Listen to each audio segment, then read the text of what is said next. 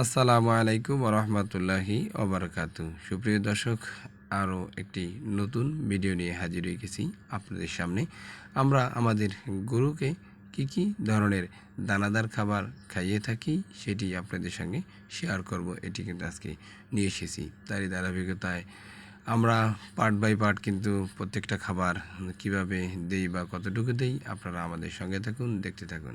বন্ধুরা, সর্বপ্রথম শুরু করব সয়াবিনের খোল দিয়ে। এই সয়াবিনের খোল হচ্ছে প্রত্যেকটা গরুকে একদিনে আমরা 1 কেজি করে দিয়ে থাকি। প্রত্যেক বেলায় দেই আধা কেজি করে। এটি হচ্ছে কিন্তু প্রত্যেকটা গরুকে আমরা আধা কেজি করে দিতেছি। এটি আমাদের আধা কেজি করার কাঠ দ্বারা করে রাখা হয়েছে। সেই কাঠ দ্বারা কৃত জিনিস দিয়েই কিন্তু আমরা দিতেছি। সেটি আপনারা দেখতে আছেন যে প্রত্যেকটা গরুকে আমরা আধা কেজি করে কি সয়াবিনের খোল দিয়ে থাকি।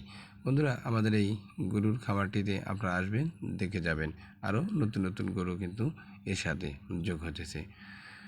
সুপ্রিয় দর্শক, এরপর আমরা যেটি দেব সেটি হচ্ছে, আপনারা জানেন আরও সুস্বাদু খাবার, এটি হচ্ছে আপনার ভুট্টার খৈল বা ভুট্টার গুঁড়ি বলে থাকি। সেই ভুট্টার গুঁড়িও কিন্তু আমরা প্রত্যেক দিনে দিয়ে থাকি একটা গরুকে 1 কেজি করে, 1 কেজি করে, এবং দিনে 2 বেলাতে আমরা পানি খেয়ে থাকি। সেক্ষেত্রে এক বেলাতে আধা কেজি করে দিই। বন্ধুরা, আপনারাই কিন্তু আপনাদের মতো দিবেন। এখন আমরা দিয়ে দিচ্ছি গমের ভুসি। এই গমের ভুসি কিন্তু প্রত্যেকটা গরুকে দিনে আমরা 2 কেজি করে খাইয়ে থাকি।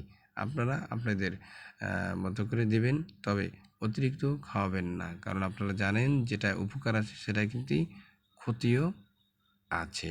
এজন্য কিন্তু আপনারা পরিমাণ মতন দিয়ে নেবেন। আমরা আমাদের মতো করে পরিমাণ করে দেই সেটি। এখন আমরা যেটি দেব সেটি হচ্ছে কিছু ফিড।